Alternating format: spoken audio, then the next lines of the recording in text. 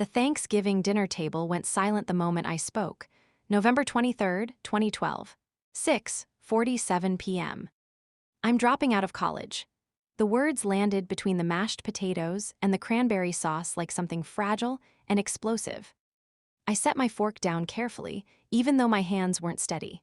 My mother's hand froze halfway to her mouth, her fork hovering in the air.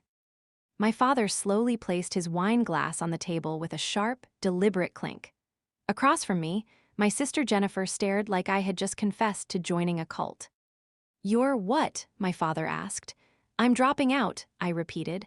"I'm leaving Northwestern at the end of the semester." My mother blinked, her voice softer, cautious. "Rachel, is this some kind of joke?" "No," I said. "It's not a joke. I've already submitted the paperwork."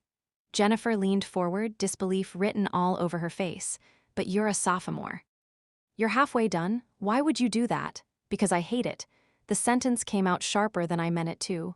"I hate my major. I hate my classes. I'm miserable and I'm wasting your money." My father's jaw tightened. "What you're wasting," he said, his voice rising, "is your future." The air shifted instantly. Heavy, charged. "Do you have any idea how competitive it is to get into Northwestern?" He continued. "How many people would kill for that opportunity?" "Then they can have it," I shot back. "Rachel, be reasonable," my mother said quickly, her voice almost pleading now. "Every student feels overwhelmed sometimes. That doesn't mean you quit." "I'm not quitting," I said. "I'm choosing a different path." Jennifer let out a short, bitter laugh. "What path?" she demanded. "Dropping out to do what? Work at Starbucks." "Live in our basement?" "I'm moving to New York," I said. "I have a job lined up, editorial assistant at a publishing house." My father actually laughed, but there was nothing amused about it. "An editorial assistant? That's a glorified secretary job." "Rachel, you're throwing away a Northwestern degree for a position that pays what, $30,000 a year? It's a start." "It's a disaster," he snapped. He leaned forward now, eyes locked on mine. "Your sister graduated from Yale. She went to law school. She's working at a top firm in Chicago. That's what success looks like." His hand cut through the air dismissively. "Not this." Jennifer leaned back in her chair, crossing her arms. "I worked my ass off to build a real career," she said coldly. "I did everything right." "And you're just going to throw it all away because you're miserable?" My mother tried again. "Jennifer." "No, Mom, someone needs to say it." Her eyes didn't leave mine. "Rachel has always taken the easy way out." That hit. "High school was too hard, so you went to community college first. Now university is too hard, so you're dropping out. When are you actually going to grow up and finish something?" "I did finish community college," I said quietly. "With a 3.2 GPA, she replied instantly. "Barely." I felt that one. "And you only got into Northwestern because of that sob story essay about being a late bloomer." My chest tightened. Because that part wasn't completely wrong. My path hadn't been clean or impressive. I'd struggled in high school, drifted, then clawed my way back through community college before transferring. I had been proud of that. Apparently, no one else was. "This is a mistake," my father said firmly. "A huge mistake, and I will not support it financially." "I'm not asking you to." "Good," he said. "Because you'll get nothing, no rent, no food, nothing. You want to make adult decisions? Fine. You deal with adult consequences." "Harold," my mother whispered, "that's a little harsh." "She needs to learn, Patricia," he cut in. "She can't drift through life expecting us to catch her every time she falls." "I'm not falling," I said, my voice shaking now. "I'm making a choice." "A bad one," Jennifer said. She leaned forward again, her tone almost clinical now. "You're 20 years old, no degree, no real skills. Moving to one of the most expensive cities in the world for a job that barely pays." She paused. "You know what we call that?" I already knew. "Failure." That word hung there longer than anything else. Heavier than all of it, I pushed my chair back. "I should go." "Rachel, wait," my mother started, but I didn't. I grabbed my coat, my bag, whatever dignity I still had left, and walked out. The cold hit me immediately. Chicago in late November doesn't ease you into anything. It slaps you awake.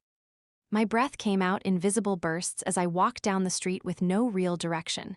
Just away, away from the house, away from the table, away from that word. Failure. I told myself I didn't care. I told myself they didn't understand. I told myself I was right. But somewhere underneath all that, I was terrified. 3 weeks later, I was in New York. One suitcase, $1,800 in savings. And a decision I couldn't take back. The city didn't welcome me, it swallowed me whole. Everything was louder, faster, more expensive than I'd imagined. The streets never seemed to sleep. The subway roared like a living thing. Even the air felt different, thick with ambition, exhaustion, and something else, possibility. Or maybe that was just what I told myself so I wouldn't panic. My job started on a Monday morning, Hartley and Sons Publishing. The name sounded prestigious, elegant, important. The reality? A narrow office floor tucked inside an aging building in Manhattan. Fluorescent lights, overfilled bookshelves, people who looked permanently tired. I sat at a small desk near the back, staring at my name written on a temporary placard.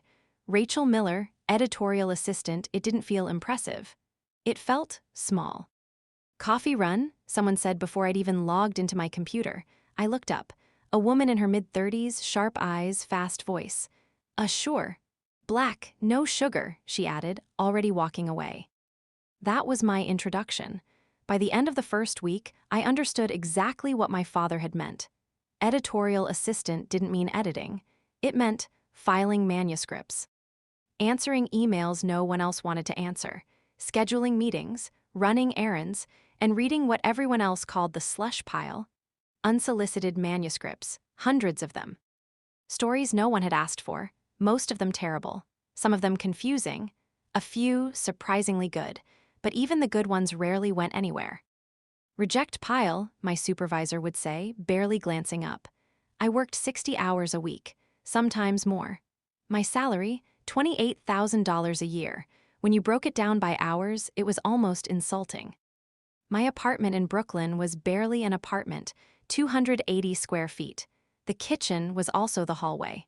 The living room was also the bedroom, and the shower, right next to the sink. The first time I turned it on, I just stood there, staring at it. This is my life now, I whispered. The walls were so thin I could hear everything. My neighbor arguing on the phone. Someone's TV at 2 a.m. footsteps. Laughter. Crying. I wasn't alone, but I felt alone all the time. Dinner was usually instant ramen, 4 nights a week, sometimes 5. I learned how to stretch $20 across several days.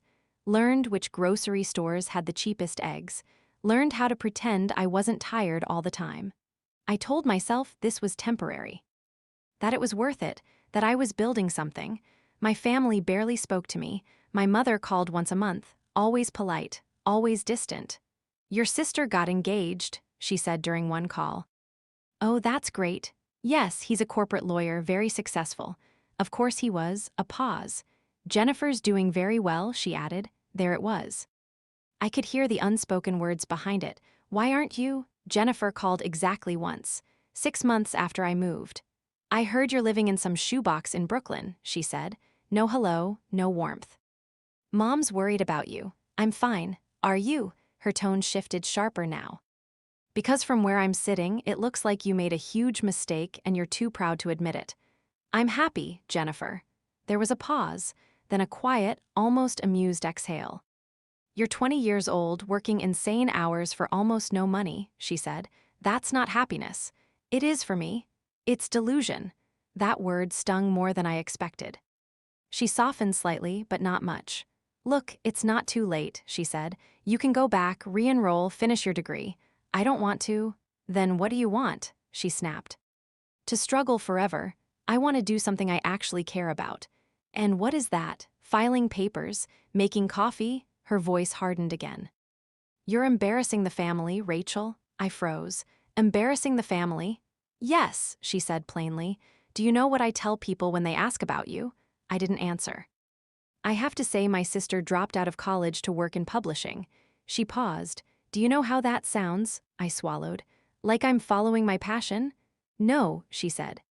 Like you're a failure. The call ended soon after. No resolution, no understanding, just silence. That was the last real conversation we had for 12 years. But here's the thing no one saw. I wasn't failing. Not really. I was learning every single day. I learned how books were chosen, how editors thought, what made a story compelling, and what made it forgettable. I read until my eyes burned. Stories from people who had no connections, no guarantees, just words and hope. Some were bad. Some were brilliant, and slowly I started to understand the difference. 2 years later, something changed. I got promoted, assistant editor. It wasn't glamorous. It didn't come with a huge raise. But it came with something else, responsibility. Now I wasn't just rejecting manuscripts, I was recommending them. 4 years in, associate editor.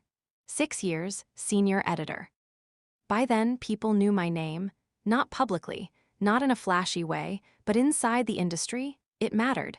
I had an instinct, a way of spotting potential in stories others overlooked. Trust Rachel's read, someone once said in a meeting. That stuck with me. 3 of my authors went on to win major literary awards. 2 hit the New York Times bestseller list.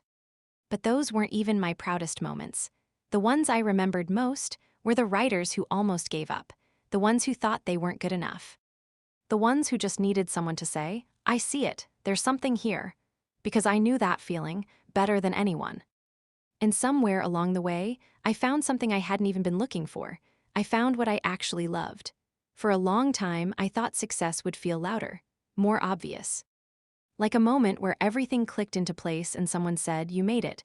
But that's not how it happened. It came quietly, almost by accident. It started with a single class. A writing workshop.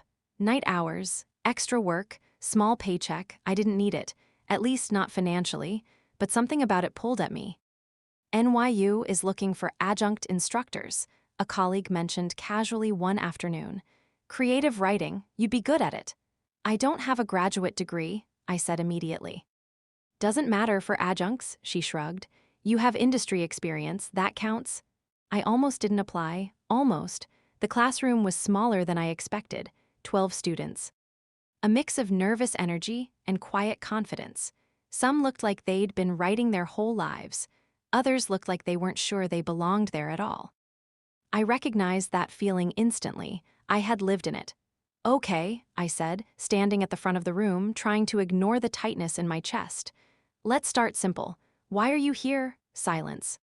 Avoided eye contact. A few shrugs. Finally, one student spoke. I want to be a writer, he said, almost apologetically. A few others nodded. I don't know if I'm good enough, another admitted. That one hit deeper. I smiled a little. Good, I said. They looked confused. Because if you already thought you were great, you wouldn't need to be here. A small ripple of laughter moved through the room. The tension broke, and just like that, something shifted. Teaching wasn't like editing. Editing was about refining. Teaching was about unlocking. Helping someone see what they couldn't see in themselves yet. Helping them push past doubt, fear, hesitation. Helping them find their voice. I loved it. More than I expected. More than anything, I started noticing patterns. The quiet students often had the strongest ideas. The ones who struggled the most sometimes grew the fastest. And the ones who thought they were failures, they were usually the ones closest to something real. After class one evening, a student stayed behind. Can I ask you something? She said. Of course. How do you know if you're wasting your time? I leaned against the desk, thinking. Wasting it how? Like, what if I'm not talented enough? What if I'm just pretending? There it was again, that same fear, different voice, same weight. I met her eyes. You don't, I said honestly. She frowned slightly. That's not very comforting. I know, I smiled. But here's what I do know. If you care enough to ask that question, you're not wasting your time. She didn't speak, but I could see it landing. You get better by doing the work, I continued. Not by waiting until you feel ready. She nodded slowly. Okay, she said. Thank you. And in that moment, I realized something. I wasn't just helping her. I was speaking to a version of myself. Weeks turned into months. One class became the highlight of my week. The one place where I didn't feel like I was climbing, competing, proving, just doing something that mattered. One evening, after a particularly strong workshop session, a woman approached me. She'd been sitting in on the class quietly for weeks. Professor Ellen Carter, English department. I'd noticed her, but assumed she was just observing. You're a natural, she said. I laughed lightly. I'm figuring it out as I go. No, she said. You're doing more than that. There was something steady about her tone. Certain. Have you ever thought about teaching full-time? She asked. I hesitated. I don't have the credentials for that. You could. I shook my head slightly. I didn't even finish my undergraduate degree the traditional way. And yet, she said, you're doing the work many trained academics struggle with. That surprised me. She continued. You connect with students, you see potential. That's not something you can teach easily. I crossed my arms, thinking, so what are you suggesting? Get your MFA, she said simply. Master of Fine Arts, Creative Writing. I let out a quiet breath. That's a big step. It is, she agreed, but it opens doors. Not just for teaching, for everything. I didn't respond right away because something inside me had already started shifting. Again, that night I couldn't sleep.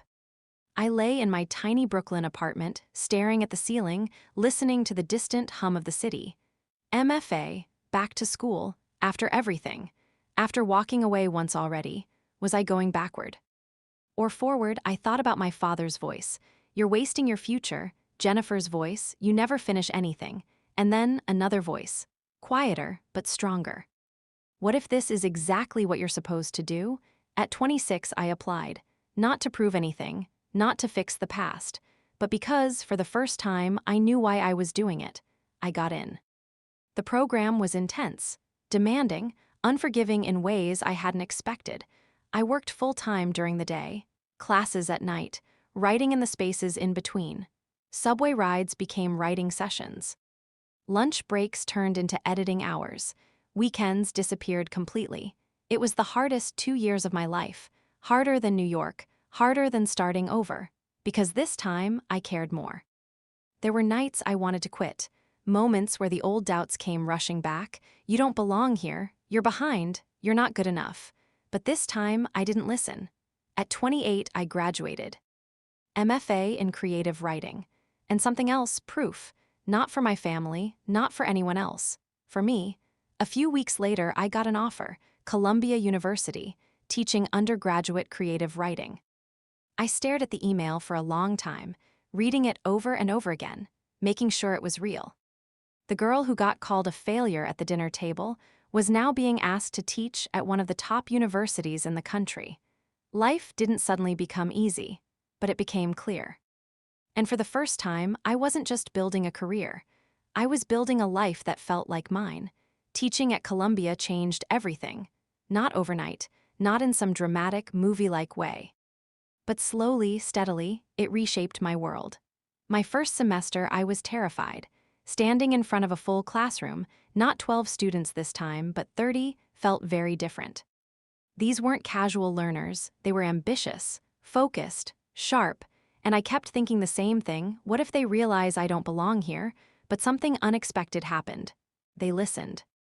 Not because I had the perfect resume, not because I followed the traditional path, but because I understood something many professors didn't, what it feels like to doubt yourself, to start late, to take the long road. I didn't do this the normal way, I told them on the first day, and honestly, that helped me more than it hurt me. They leaned in. That was always the moment. When they realized they didn't have to be perfect to be taken seriously. At 30, I was promoted to assistant professor. At 31, I published my first book. A collection of essays about the publishing world, about rejection, persistence, and the messy reality behind success.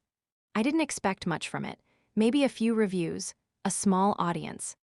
Instead, it spread, quietly at first, then steadily. Students, writers, academics, people connected with it, not because it was perfect, but because it was honest. By 32, I was promoted again. Associate professor. And not long after that, I was asked to join something I never imagined being part of, the undergraduate admissions committee. That's where everything shifted. Again. Reading college applications is different from reading books. You're not just looking at words, you're looking at lives, stories compressed into pages. Dreams, fears, struggles, all trying to fit into neat little sections. GPA, test scores, activities, but those numbers, they don't tell you everything. Some of the most impressive applications looked empty. Perfect grades, perfect scores, no depth, no struggle, no story. And then there were others, messy transcripts, unusual paths, gaps, failures. Restarts, but when you read their essays, you saw something else. Resilience, courage, perspective. I recognized those students immediately because I had been one. I started advocating for them. Pushing back in meetings. Look beyond the numbers, I'd say. There's something here. Sometimes I won, sometimes I didn't, but I didn't stop trying. You have a gift for this, one colleague told me. For what? Seeing potential where others don't. That stayed with me. A year later, something unexpected happened, an email. From Yale University. They were looking for a new dean of undergraduate admissions, and someone had recommended me. I almost didn't apply. Actually, I nearly deleted the email. It felt too big.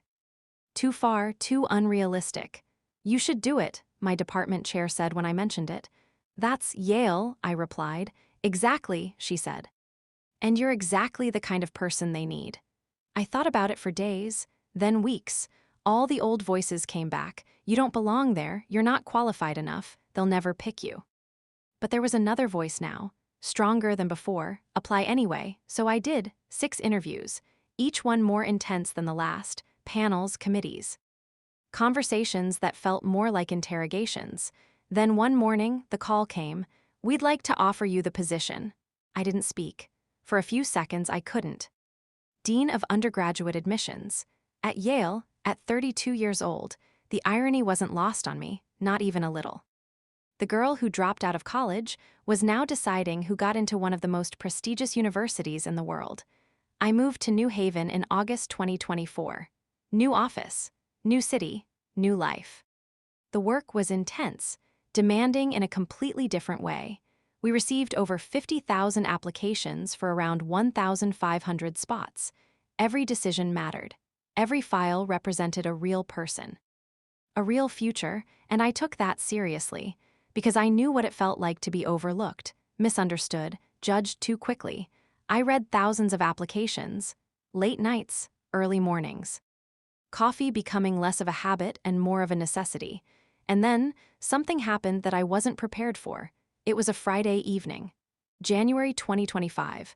My office was quiet, the campus nearly empty. I was working through a stack of applications from the Chicago area.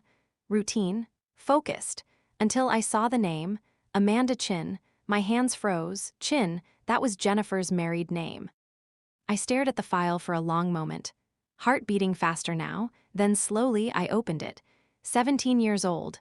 Perfect GPA, near-perfect test scores, leadership roles, volunteer work. Impressive. Very impressive. Then I scrolled down to her essay. The prompt, describe a challenge you've faced and what it taught you. I started reading. My family doesn't talk about my Aunt Rachel. I stopped. My chest tightened. I knew instantly. This wasn't just another application. This was personal, very personal, and I had no idea what came next. I stared at the screen for a long moment. My family doesn't talk about my Aunt Rachel, my name, in an application, at Yale. My hands felt strangely cold as I kept reading. I grew up hearing whispers, how she dropped out of college, how she threw away her opportunities, how she became the family embarrassment. Each sentence landed heavier than the last, not because it was new, but because it was true. Or at least, it had been the truth my family chose to tell. My mother would shake her head whenever someone asked about her sister. Rachel made her choices, she'd say. Bad choices. I leaned back in my chair, exhaling slowly. Jennifer, still telling that story, after all these years. For most of my life, I thought my aunt was a warning. A lesson in what happens when you quit. I closed my eyes briefly. That word again. Quit, failure, the labels never really disappear. They just get quieter until something like this brings them back. I opened my eyes and kept reading. Whenever I complained about school, my mom would say, "Do you want to end up like Rachel?" A pause. My grip tightened slightly on the edge of the desk. The lesson was clear. Rachel was what not to become. And then the essay shifted. When I was 16, I Googled her. I sat up a little straighter. I expected to find nothing, or something sad. Proof that everything I'd been told was true. My heartbeat slowed, just slightly. What I found instead changed everything. I swallowed. Dr. Rachel Miller, MFA from Columbia, published author. Professor, Dean of Undergraduate Admissions at Yale University. I let out a breath I didn't realize I'd been holding. My failure aunt wasn't a failure. Something in my chest shifted, not relief. Not exactly, something deeper. She had built a life, not the one my family expected, but one that was real, one that mattered. I kept reading, slower now, carefully. I started reading everything I could about her. Interviews, her book, her journey. My book, she had read it. It wasn't a straight path, it wasn't easy, but it was hers. My eyes burned slightly. That realization changed how I saw everything. And then, the line that broke me. I realized I had been living my life trying not to become her, instead of trying to become myself. I covered my mouth with my hand. Tears blurred the words. I did everything right, perfect grades. Perfect activities, perfect plans, not because I loved them, but because I was afraid. Afraid, I knew that feeling, too well. Afraid of failing, afraid of disappointing my family. Afraid of becoming the person they warned me about. I shook my head slightly, whispering under my breath, no, but Rachel didn't fail. The words felt louder than everything else. She chose, a tear slipped down my cheek, she chose a path that made sense to her, even when no one supported her. I remembered that night, the cold, the silence, the fear. She built something meaningful from nothing. Another tear followed, and now I understand something I didn't before. I leaned forward again, reading through the blur. Success isn't about doing what everyone expects. My breath caught. It's about having the courage to do what feels right, even when it's harder. The room felt very quiet. My biggest obstacle wasn't failure. I paused. It was fear. I closed my eyes again, letting that settle. And my Aunt Rachel, someone I was taught to see as a mistake, became the person who showed me how to move past it. I pressed my lips together, trying to steady myself. I want to study creative writing. Of course she did, not because it's the safest choice, but because it's the one that feels honest. I smiled through the tears. I want to learn from people who understand that there isn't just one path to success. I whispered softly, "You will. I want to be like my Aunt Rachel." I stopped breathing for a second. The failure who taught me what courage actually looks like. Silence, complete silence. I slowly lowered the application, placed it gently on the desk. Then leaned forward, elbows resting against the wood, hands covering my face. For 12 years, I had built a life without them, without approval, without recognition. I told myself I didn't need it. That I was fine, that I had moved on, and maybe I had, but this was something else. My niece, a girl I barely knew, saw me more clearly than my own family ever had, not as a failure. Not as a mistake, but as an example. I let out a quiet, shaky breath, then I reached for my pen. The red one I used for application notes. I hovered over the paper, and then I stopped. No. I couldn't do this, not objectively, not fairly. This wasn't just an application anymore. This was family. I picked up my phone instead. "Marcus," I said when he answered. "I need you to read an application." Marcus arrived within minutes. Assistant Dean. Sharp, calm, the kind of person who didn't rush, but never wasted time either. I handed him the file. "Don't look at any notes," I said. "I need a clean read."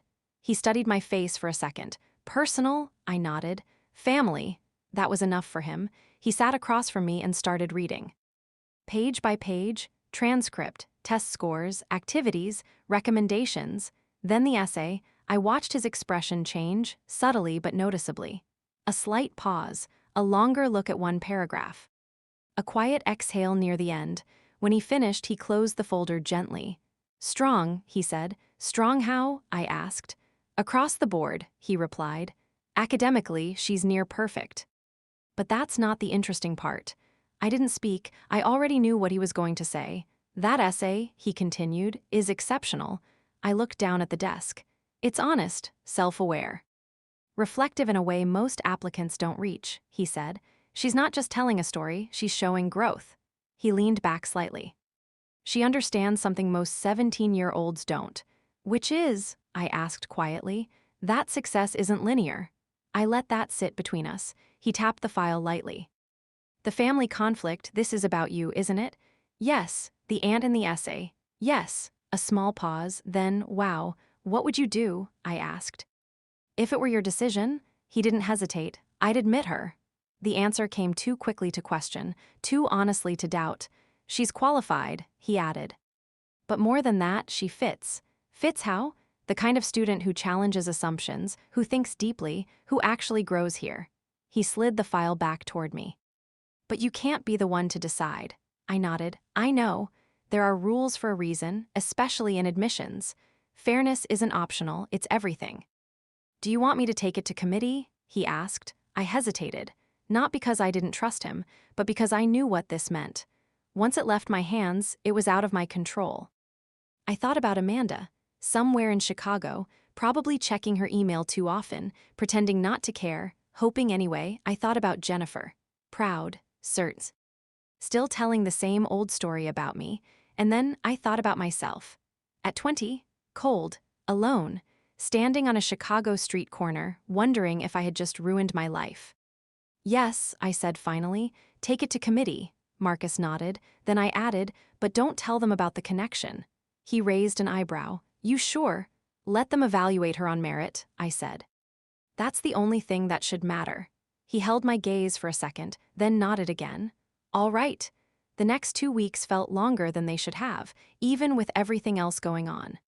Thousands of applications, meetings, deadlines, decisions, but every now and then my mind went back to that file, that essay, those words. I want to be like my Aunt Rachel. I tried not to think about it, didn't work. Finally, committee day, Amanda's application had been flagged, strong candidate, but limited spots. That meant discussion. I recused myself. Left the room before they started, closed the door behind me, and waited. Time moves strangely in moments like that. Too slow, too fast, every minute stretching longer than it should. I sat in my office, staring at nothing. Not reading, not working, just waiting. An hour later, there was a knock. Marcus. I stood up immediately, didn't even realize I had. Well, I asked. He smiled, just slightly. She's in. Everything inside me stilled. Unanimous, he added. No debate. I let out a breath. Long, deep, relieved in a way I hadn't expected. They loved the essay, he said. Said it was one of the most genuine pieces they'd read this cycle. I nodded slowly. That sounds like her. He studied me for a moment. So what now? That was the question. I looked down at the file in my hands, at her name, Amanda Chin. I could do nothing. Let her receive her acceptance like everyone else. No explanation. No connection, or I could reach out, break 12 years of silence. I glanced at the clock. 9:47 p.m. late, but not too late. Before I could overthink it, I picked up my phone, scrolled, paused. Jennifer, my finger hovered over the call button. 12 years, no real conversations, just distance. Silence. Hurt that never fully settled, I pressed call. It rang once, twice, 3 times. On the 4th, she answered. Hello. Her voice was familiar and distant at the same time. Jennifer, I said, a small pause. It's Rachel. Silence. Then, Rachel. Her voice shifted instantly. Concern, confusion, something else. Is something wrong? No, I said softly. Nothing's wrong. A breath. I need to talk to you about Amanda. There was a sharp shift in Jennifer's voice the moment I said Amanda's name. Amanda, what about her? She asked quickly. Is she okay? She's fine, I said. She applied to Yale. A pause. Yes, she did, Jennifer replied slowly. She applied to 9 schools, actually. Why? She stopped. Then more quietly, wait, you're at Yale now. I'm the dean of admissions. Silence. Longer this time. Heard that, she finally said, almost to herself. I forgot, I knew, I just didn't think. Her voice trailed off. Amanda's application came across my desk, I said. Another pause, then, oh my God. Her breath caught. You saw it? I did. Rachel, I swear, I didn't know, she rushed out. We didn't apply because of you. Amanda chose Yale for the program. She didn't even know you worked there until after she applied. Jennifer, I said gently, I'm not calling about that. Silence again, but this time it felt different, less defensive. More uncertain. Have you read her essay? I asked. No, she said. She wouldn't let me, said it was personal. It is, a beat. She wrote about me, nothing on the other end. Not even breathing for a second. She wrote about how you've described me all these years, I continued. Dropping out, failing, being an embarrassment. Rachel, her voice cracked. I'm not saying this to hurt you, I added. You need to hear the rest. I leaned back in my chair, staring at the ceiling, trying to steady my voice. She wrote about believing that story, I said. For most of her life, Jennifer didn't interrupt, and then she Googled me. A soft, broken sound came through the phone. She found everything, I continued. My work, my teaching. My career, I paused, and it changed how she sees things. Another silence, heavier now. She doesn't see me as a failure, I said quietly. Jennifer exhaled shakily. She sees me as an example, I finished. That's when I heard it, a quiet sob. I was wrong, she whispered. I closed my eyes. Rachel, I was so wrong. Her voice broke completely now. Years of certainty, cracking in seconds. I told her that story for so long, she said. I believed it, I needed to believe it. Why? I asked softly. There was a long pause. Because I was jealous. I didn't expect that, not even a little. What? I said. I was jealous of you, she repeated. Her voice was quieter now, more honest than I'd ever heard it. You had the courage to walk away, she said, to leave something that wasn't working, to choose your own path. I didn't speak. I never did that, she continued. I did everything the right way. The expected way, a shaky breath. Good grades, law school, career, marriage, she laughed softly, but there was no humor in it. And I hate it. That landed hard. I'm a partner at a firm I don't care about, she said. I work 80 hours a week on cases I don't believe in. Her voice dropped lower. My marriage is barely holding together. I sat up straighter. And Amanda, she continued, she barely knows me. I'm never home. Silence filled the space between us. You were the brave one, she said finally. Not me, I swallowed. I thought I was better than you, she admitted. More successful, more stable. A pause. But really, I was just following a script. Her voice softened. And you were. Something in my chest loosened, just slightly. I'm sorry, she said, for everything, for what I said. For what I taught Amanda to believe. I didn't answer right away, not because I didn't hear her, but because forgiveness doesn't happen instantly. I appreciate you saying that, I said carefully. Another pause. Rachel, she said quietly, why did you call? I exhaled. Amanda got in. Silence, then what? She was accepted, I said. Unanimous decision. The committee loved her. A sharp inhale. Oh my God, she started crying again, but this time it was different. Lighter, relieved. She got into Yale, she whispered. She actually got in? Yes, I said softly. Rachel, thank you. Don't thank me, I replied. I recused myself, she earned it. I know, she said, but still you called. You told me. I looked down at Amanda's application again. There's something else, I said. What? Your daughter thinks I'm her inspiration. Jennifer didn't speak. She wrote about wanting the courage to choose her own path, I said, to not be afraid of doing things differently. A quiet breath on the other end. She learned that despite what she was told, I added gently. I know, Jennifer whispered, I know. We sat in that silence for a moment, not empty, not uncomfortable, just real. Do you think, she began hesitantly, do you think Amanda could meet you? I looked out the window, the campus lights glowing softly in the distance. She hasn't decided yet, Jennifer continued. But I think meeting you would mean everything to her. I didn't hesitate this time. I'd like that. A small, relieved exhale came through the phone. And maybe, she added carefully, maybe we could talk more, try to fix things. I thought about the past, 12 years of distance, hurt that didn't disappear with one apology. It'll take time, I said. I know, she replied quickly. I'm not expecting everything to change overnight. That mattered. But Rachel, she added softly, I'm proud of you. The words landed gently, but deeply. 12 years late, she said, her voice breaking slightly, but I mean it. I closed my eyes. Thank you, I said, a small pause. I'm proud of you too. And for the first time in a long time, it didn't feel like we were on opposite sides anymore. 3 weeks later, Amanda came to visit. It was one of those early spring days in New Haven, cool air, soft sunlight, the kind of day that feels like something new is about to begin. I got to the cafe early. Of course I did. I chose a small table near the window, ordered coffee I didn't really want, checked the time more than I needed to. I wasn't nervous about work meetings. Not anymore, not after everything. But this was different. At exactly 2:00 p.m., the door opened, and she walked in. I knew it was her immediately. She had Jennifer's features, same eyes, same posture. But there was something else, too. Something quieter, more thoughtful. She looked around, then saw me, and stopped.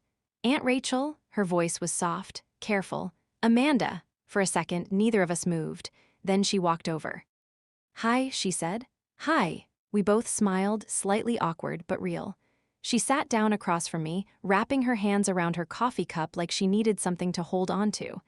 I recognized that too.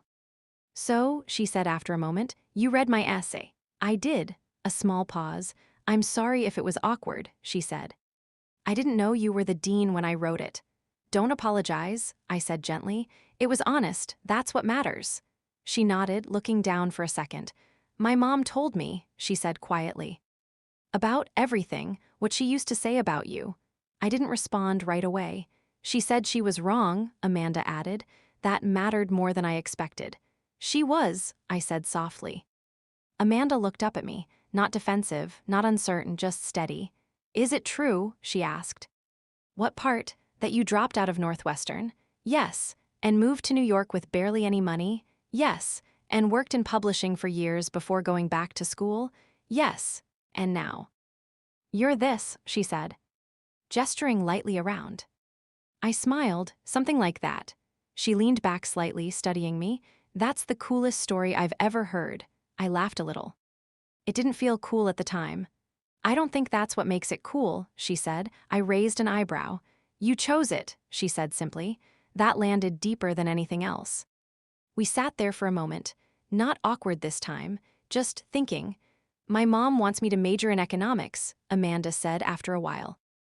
"That doesn't surprise me. She says I need a backup plan." "And what do you want?" She hesitated. Then English, a beat. "Creative writing," I nodded.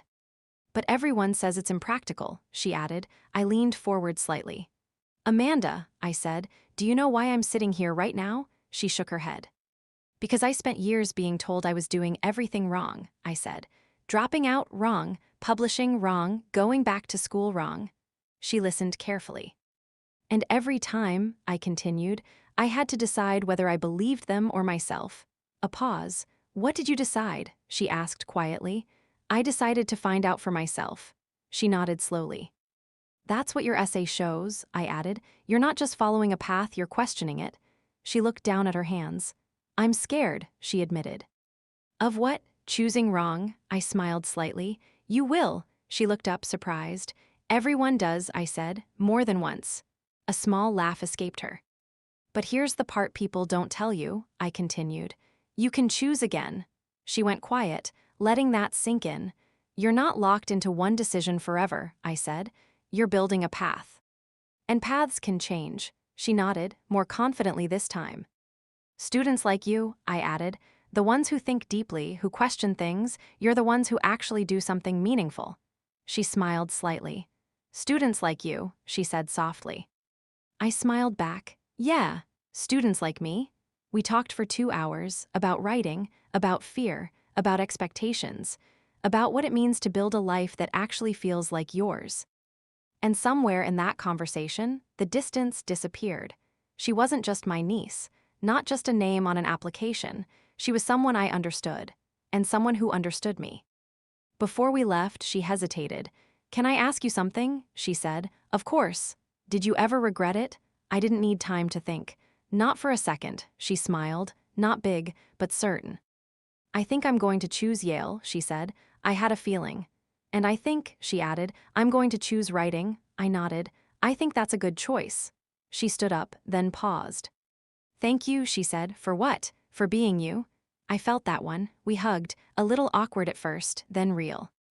And just like that, something that had been broken for 12 years started to feel whole again. Amanda chose Yale, English major, creative writing concentration. I wasn't surprised. Some decisions don't need convincing, just permission. We met once a month after she started. Officially, it was mentorship. Unofficially, it was something else. Conversations that went beyond classwork, about doubt, identity, pressure, purpose. The things no syllabus really teaches. You know what scares me most? She said during one of our meetings. What? That I'll lose myself trying to be successful. I nodded. That's a real risk. She looked at me carefully. Did that ever happen to you? I thought about it, about publishing, academia. Expectations, about all the versions of myself I could have become. Almost, I said. That answer stayed with her. I could tell. My relationship with Jennifer changed slowly, not overnight. Not perfectly, but steadily. We started with short calls, awkward at first. Careful conversations like walking across thin ice, then longer ones, more honest ones. I filed for divorce, she told me one evening. I paused. Are you okay? I think so, she said. I mean, it's messy, but staying felt worse. That sounded familiar. I realized something, she continued. I've spent my whole life doing what I was supposed to do, a breath. I don't even know what I actually want. That's not a bad place to start, I said. She laughed softly. You'd say that. And for the first time in years, it felt like we were talking as equals, not competitors, not opposites, just two people figuring things out. My parents reached out too. That part was harder. The first email from my mother was short, careful, polite. We'd like to talk if you're open to it. I stared at it for a long time before replying. We started with calls, then they visited. I showed them around campus, my office, the classrooms, the life I had built. My father was quiet most of the day, observing, taking it all in. Later in my office, he stood in front of the bookshelf, my book sitting there among others, my degrees framed on the wall, photos from conferences, speaking events, students. I was wrong, he said finally. I didn't respond immediately. I called you a failure, he continued. I said you were throwing your life away. A pause. I didn't understand what you were doing. I stepped closer. You were trying to protect me, I said. He looked at me. I was trying to control you, he corrected quietly. That honesty mattered. But you built something anyway, he added. Something real, I nodded. Just differently. That night, we all had dinner together, for the first time in 12 years. Me, my parents, Jennifer. Amanda, it wasn't perfect. There were pauses, moments where conversation stalled, old memories sitting just beneath the surface, but there was something else too. Laughter. Amanda telling stories about her first weeks at Yale, embarrassing moments, new friends, late-night writing sessions. At one point, she leaned toward me. Thank you, she whispered. For what? For showing me it's okay to be different. I squeezed her hand. Later that night, walking back to my apartment, my phone rang, unknown number. Dr. Miller? A voice said. Yes, my name is Sarah. I'm a high school senior. My counselor gave me your contact. I smiled slightly. How can I help you? I read your book, she said. I'm thinking about dropping out of my dual enrollment program. Everyone says it's a mistake. I sat down slowly. Tell me about it, I said. We talked for almost an hour, about fear, expectations. Choices, so what should I do? She asked at the end. I paused. I can't tell you what to choose, I said, but I can tell you this. I looked out at the quiet street. There isn't just one path to success. A small silence. Did you regret it? She asked. I smiled. Not for a second. After the call ended, I sat there for a while, thinking.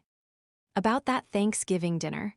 The silence, the judgment, the word failure echoing across the table, about walking out into the cold. Alone, unsure, afraid, and about everything that came after. The tiny apartment, the long hours, the doubt, the growth, the second chances. My phone buzzed. A message. Amanda, thanks for dinner. Love you, Aunt Rachel read. I stared at the screen for a moment. Love you, simple words, but they meant more than anything that had come before. I typed back, love you too. The next morning, I was back in my office, another stack of applications waiting. Another group of students hoping for a chance. I picked up the first file, read carefully, slowly, looking beyond the numbers, because I knew something most people didn't. The perfect path isn't always the right one. Sometimes, the students who look uncertain, the ones with messy journeys, the ones who don't quite fit the mold, they're the ones who change everything. I wrote at the top of the application, strong admit, recommend committee review, set my pen down, reached for the next file, and smiled, because the truth was I had never been a failure. I had just been early in becoming who I was meant to be. The end read,